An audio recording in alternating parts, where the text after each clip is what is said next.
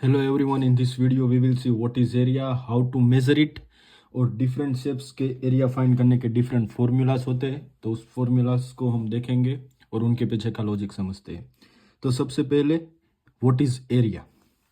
कोई अगर 2 dimension plane में क्लोज फिगर हो तो उनके बीच के हिस्से को उस शेप या फिगर का एरिया कहते हैं।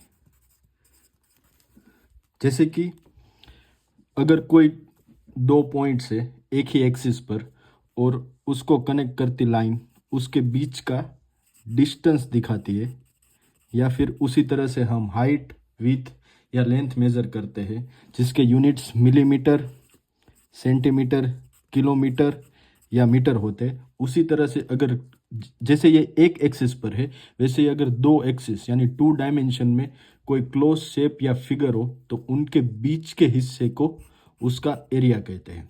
जैसे डिस्टेंस सिर्फ एक ही एक्सिस में मेजर होता है वैसे ही एरिया 2 एक्सिस यानी एक्स और वाई दोनों एक्सिस में मेजर होता है। इसलिए उसके units millimetre square, centimetre square, kilometre square, यानी कि जो भी डिस्टेंस के यूनिट्स है उनके सारे के स्क्वायर। अब जो जो भी यूनिट हम एक एक्सिस पर लेते हैं यानी कि वाई पे मिलीमीटर या सेंटीमीटर, वही सेम यूनिट हमें दूसरे एक्सिस पर भी लेना है। यानी कि यहाँ पे मिलीमीटर में मेजरमेंट करेंगे तो यहाँ पर भी मिलीमीटर में, ऐसे नहीं कि यहाँ पे किलोमीटर में और यहाँ पे मिलीमीटर में। तो दोनों में सेम ही यूनिट्स और इसीलिए यहाँ पे इसके units millimetre square, centimetre square, kilometre square. और कहीं कोई फ्लैट्स या कोई मकान का हमें एरिया फाइंड करना हो तो अक्सर हमने सुना होता है स्क्वायर फीट यानी फीट स्क्वायर। और उसी तरह से अगर 3 डायमेंशन में कोई ऑब्जेक्ट है जैसे कि ये पेंसिल या फिर जो ये शेप मैंने 3 डायमेंशन में ड्रॉ किया है, वो 3 डायमेंशन में जितना भी स्पेस उसके बीच में उसके अंदर कवर करता है उसको उसका वॉल्यूम कहते हैं। और उसका मेजरमेंट तीनों एक्सिस पर होता है, एक्स, वाई और जेड। ये तो हो गया एरिया और उसके यूनिट्स पर। अब उसको मेजर कैसे करते हैं चलिए देखते हैं। जैसे कि ये 1 मिलीमीटर बाय 1 मिलीमीटर का स्क्वायर है तो उनके एरिया को 1 मिलीमीटर स्क्वायर कहते हैं। ऐसे ही अगर कोई शेप में ऐसे 2 स्क्वायर है, 2 बॉक्सेस है 1 मिलीमीटर स्क्वायर के, तो उसका एरिया क्या होगा 2 मिलीमीटर स्क्वायर। ऐसे ही अगर 4 है 1 2 3 4 तो उसका एरिया क्या होगा 4 मिलीमीटर स्क्वायर। इसको बड़ी आसानी से हम ग्रिडिंग पैटर्न से समझते हैं। मान लीजिए ग्रिडिंग जो ये जाली है इसका हर बॉक्स 1 मिलीमीटर स्क्वायर का है। ये एक बॉक्स जो है ये 1 मिलीमीटर स्क्वायर का है। उसी तरह से ये पूरी ग्रिड है। अब इसमें अगर हम कोई शेप ड्रॉ करें जैसे कि ये स्क्वायर, तो उनके बीच में ये स्क्वायर के बीच में जितने भी 1 मिलीमीटर स्क्वायर के बॉक्सेस ये कवर करेगा, ये क्या होगा उसका टोटल एरिया। तो इस स्क्वायर का एरिया क्या हुआ, यहाँ पे कितने बॉक्सेस है 9, तो 9 मिलीमीटर स्क्वायर। ऐसे ही अगर हम कोई रेक्टेंगल ड्रॉ करते हैं जैसे कि ये, तो इस रेक्टेंगल के बीच में जितने भी ये 1 मिलीमीटर स्क्वायर के बॉक्सेस होंगे वो क्या होगा उसका एरिया। अब इसमें कितने बॉक्सेस है 6 × 4 यानी 24 मिलीमीटर स्क्वायर। ऐसे ही मान लीजिए ये शेप मैंने इस ग्रिड में से ही उठाया है, ये राउंड है और इसका मेजरमेंट है 26 मिलीमीटर स्क्वायर, यानी कि इनका एरिया है 26 मिलीमीटर स्क्वायर। तो इसका मतलब इस राउंड में 1 मिलीमीटर स्क्वायर के कहीं ना कहीं 26 बॉक्सेस हो गए। उसी तरह से ये कोई रैंडम शेप है जिसका एरिया है 35.7 मिलीमीटर स्क्वायर। अब जैसे कि आप यहाँ पे देख सकते हैं कि कुछ बॉक्सेस कंप्लीट नहीं है, आधे हैं। ऐसे ही सब आधे और पूरे बॉक्सेस मिला के इस शेप में कहीं ना कहीं 35.7 मिलीमीटर स्क्वायर के बॉक्सेस होंगे। अब जैसे कि हमने सुना होगा किसी फ्लैट या फिर मकान का जो एरिया है वो 2000 स्क्वायर फीट है या फिर 3000 स्क्वायर फीट है। तो उसका मतलब जैसे कि मान लीजिए हमने मकान ड्रॉ किया है और ये जो एरिया है ये इसने इसके हमारे अर्थ पे कवर किया हुआ है और इसका मेजरमेंट है 2000 स्क्वायर फीट, ये 2000 स्क्वायर फीट का कहीं ना कहीं घर है, तो उसका मतलब ये होगा कि 1 फीट स्क्वायर के टोटल 2000 टाइल्स या 2000 बॉक्सेस इस घर के अंदर होंगे। जैसे कि हमने यहाँ पे मेजरमेंट के लिए 1 मिलीमीटर स्क्वायर के बॉक्सेस लिए थे, वैसे 1 मिलीमीटर स्क्वायर या फिर किलोमीटर स्क्वायर या फिर सेंटीमीटर स्क्वायर या फिर मीटर स्क्वायर, और यहाँ पे जैसे स्क्वायर फीट यानी फीट स्क्वायर के भी आप बॉक्सेस ले सकते हैं, और उसी तरह से उसका एरिया मेजर किया जाता है। अब हम कुछ शेप्स देखते हैं और उनके फॉर्मूलाज और उनके पीछे का लॉजिक समझते हैं। मानिए स्क्वायर है जिसकी दोनों साइड सेम है, चारों साइड सेम, और चारों एंगल्स 19 के हैं। अब इनका जो बेस है ये 3 मिलीमीटर, और ये स्क्वायर है तो हाइट भी 3 मिलीमीटर ही होगी, 1 2 और 3। तो इसके अंदर ये 1 मिलीमीटर बाय 1 मिलीमीटर के कितने स्क्वायर हुए?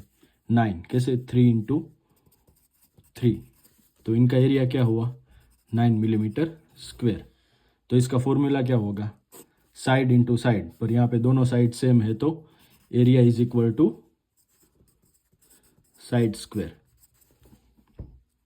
अब रेक्टेंगल जिसमें दोनों साइड सेम नहीं है पर चारों एंगल 90 के हैं, अब इसका बेस है फॉर सपोज 5 मिलीमीटर और हाइट है 3 मिलीमीटर। तो इस रेक्टेंगल के बीच में 1 मिलीमीटर बाय 1 मिलीमीटर के कितने बॉक्स होंगे? चलिए देखते हैं कितने होंगे टोटल। 5 इंटू 3 यानी 15 मिलीमीटर स्क्वायर। कैसे? बेस इंटू हाइट, हमने कैसे फाइंड किया? Base into height. तो इसका एरिया का फॉर्मूला क्या होगा? Area is equal to base into height. अब पैरेललोग्राम का फॉर्मूला क्या है? Area is equal to same rectangle का ही, बेस इंटू हाइट। पर यहाँ पर हाइट यानी कि हमें ये साइड नहीं लेनी बल्कि ये हाइट, प्रॉपर इसकी हाइट ही लेनी है। अब इसका फॉर्मूला भी कैसे बेस इंटू हाइट हुआ? देखिए पैरेललोग्राम भी कहीं ना कहीं रेक्टेंगल है, पर इसको किसी ने एक साइड से यहाँ से धक्का दे दिया, इसलिए ये मुड़ गया है। अब समझते हैं कैसे। देखिए ये जो ट्राइंगल बना, अगर ये ट्राइंगल हम इसको उठा के यहाँ पे जोड़ दे तो ये क्या हो गया? बन गया रेक्टेंगल। और रेक्टेंगल का फॉर्मूला क्या था? Base into height. तो हुआ पैरेललोग्राम का भी बेस इंटू हाइट। अब समझते ट्राइंगल। हर एक ट्राइंगल कहीं ना कहीं आधा पैरेललोग्राम है। कैसे? ऐसा ही अगर हम एक और ट्राइंगल ड्रॉ करें और उसको उल्टा करके यहाँ पे कनेक्ट कर दे, जैसे कि ये सेम ट्राइंगल है पर उसको उल्टा करके यहाँ पे कनेक्ट कर दिया, तो ये क्या बन गया? पैरेललोग्राम बन गया। जैसे ट्राइंगल ऑलवेज हाफ पैरेललोग्राम है, वैसे ही दो ट्राइंगल को मिला के कहीं ना कहीं एक पैरेललोग्राम बनता है। तो पैरेललोग्राम का एरिया का फॉर्मूला क्या था? Height into base. अब ट्राइंगल जो है वो उनका आधा है तो 1/2 हाइट इंटू बेस।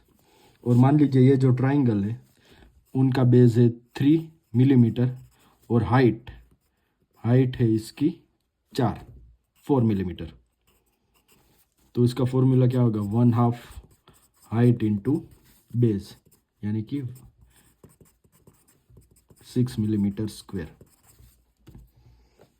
अब ट्रेपेजियम देखते हैं। ये पूरा ट्रेपेजियम है। ट्रेपेजियम का फॉर्मूला क्या है एरिया फाइंड करने का? Area is equal to a plus B into height divide by 2। A यानी कि टॉप लाइन, बी यानी कि बॉटम लाइन। अब ये फॉर्मूला कैसे आया? अगर हम इस ट्रेपेजियम को यहाँ पे हम इमेजिनरी लाइन ड्रॉ करें तो ये क्या हो गया? रेक्टेंगल, और ये दोनों ट्राइंगल। अगर हम रेक्टेंगल का एरिया फाइंड करें और इन दोनों ट्राइंगल का एरिया फाइंड करें और उन तीनों को टोटल कर दे तो ट्रेपेजियम का फॉर्मूला बन जाएगा। अब देखिए यहाँ पे ये जो रेक्टेंगल है, ये हाइट, रेक्टेंगल का एरिया फाइंड करने का फॉर्मूला क्या है? Height into base. इसमें क्या ऐड करना है? दोनों ट्राइंगल का एरिया। इस ट्राइंगल का क्या होगा area? 1/2 height into base, base यानी कि सिर्फ इतना, ये है x। उसी तरह से ये है z।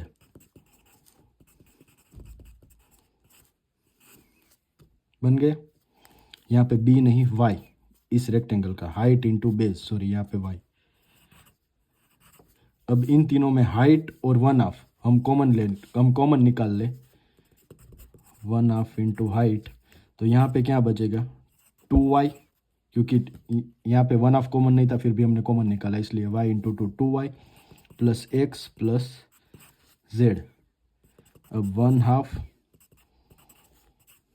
2y यानी y plus x plus z, x plus y plus z is equal to x plus Y plus Z is equal to B, तो y प्लस बी। अब यहाँ पे देखिए y और a ये दोनों सेम है, तो यहाँ पे y की जगह पे a लिख सकते हैं, तो 1/2 हाइट a प्लस बी। बन गया ये फॉर्मूला। तो इसी तरह से ट्रेपेजियम का फॉर्मूला कहीं ना कहीं रेक्टेंगल और इन दोनों ट्राइंगल के फॉर्मूला से बना है। अब देखते हैं रोम्बस और काइट, उसका फॉर्मूला क्या होता है। अगर कोई ये शेप है तो उसका फॉर्मूला है 1/2 हाइट इंटू बेस। कैसे, ये काइट जो है या फिर ये जो शेप है कहीं ना कहीं दो ट्राइंगल से बना, ये ऊपर का ट्राइंगल और ये नीचे का ट्राइंगल। अब हम इन दोनों ट्राइंगल का एरिया फाइंड करें और उन दोनों को ऐड कर दे तो बन जाएगा, जैसे कि ऊपर का ट्राइंगल है उसका फॉर्मूला क्या होगा 1/2 base into height divide by 2 यानी हाफ हाइट, प्लस उसी तरह से सेम नीचे भी 1/2 बेस हाफ हाइट। तो कहीं ना कहीं ये 2 बार हो गया, 2 बार बेस इंटू हाइट,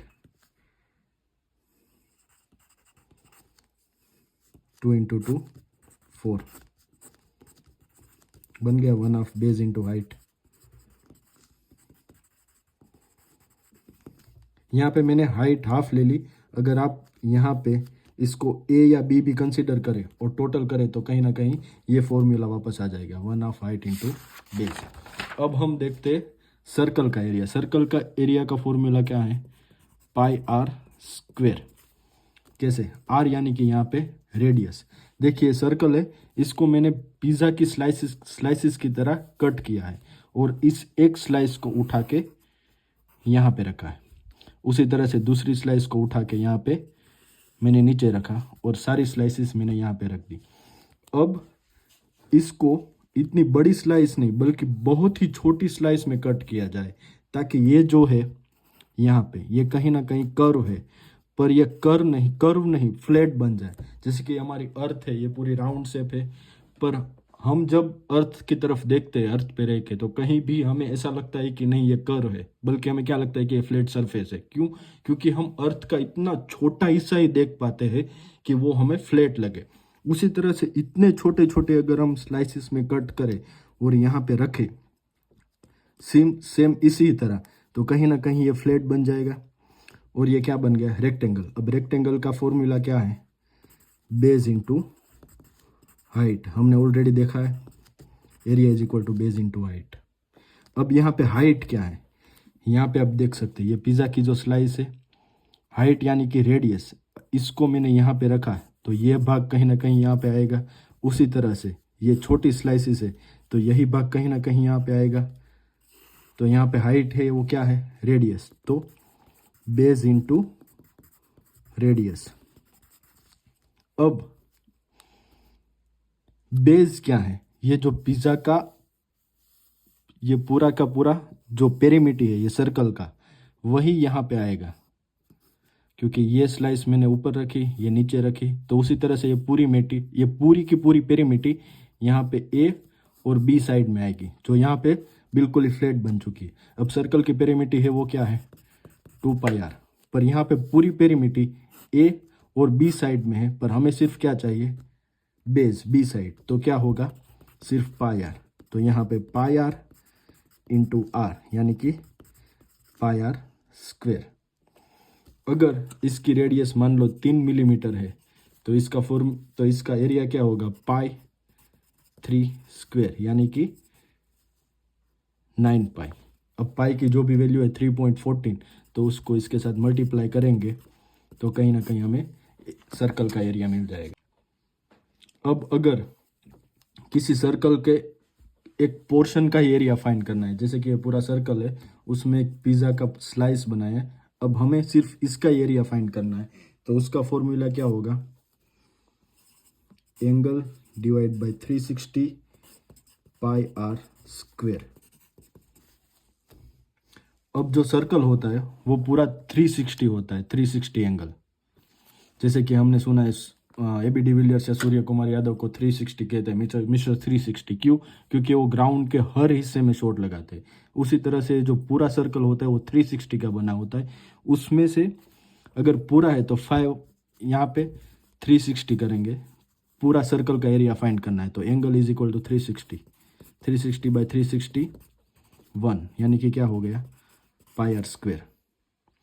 उसी तरह से अगर हमें सिर्फ ये 45 यानी कि सर्कल का फोर्थ पोर्शन ही चाहिए, तो ये कितना हुआ, 19 का एंगल हुआ, 19 by 360 pi are square 1 divide by 4।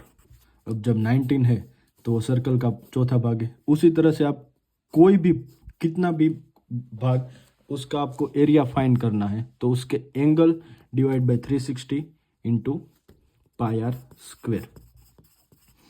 अब किसी रिंग का, जैसे कि सैटर्न की रिंग जैसा है, उसका एरिया फाइंड करना है, तो कैसे करेंगे, ये रिंग का बाहर का जो है ये पेरीमीटर, ये सर्कल, उसका एरिया यानी कि पाई आर स्क्वेयर, और रिंग की अंदर की पेरीमीटर, उनसे जो सर्कल बनता है उनका उनमें से बात करना है, यानी कि pi are square minus R square.